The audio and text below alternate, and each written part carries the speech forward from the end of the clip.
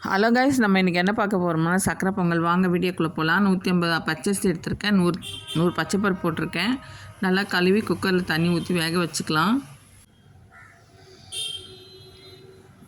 இப்போ நல்லா வெந்துருச்சு. இப்போ 1/4 கிலோ வெல்லம் போட்டிருக்கேன்.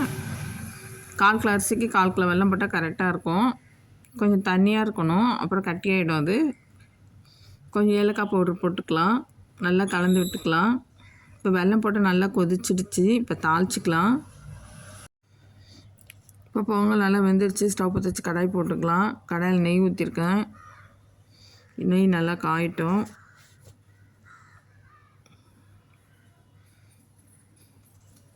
செம்ம டேஸ்ட்டாக இருந்ததுங்க சக்கரை பொங்கல்.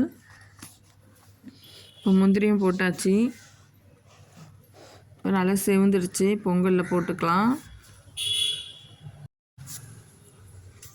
பொங்கலில் போட்டாச்சு. நீங்களும் ட்ரை பண்ணி பாருங்கள். அந்த வீடியோ பிடிச்சிருந்தா லைக் பண்ணுங்கள், சப்ஸ்கிரைப் பண்ணுங்கள், கமெண்ட்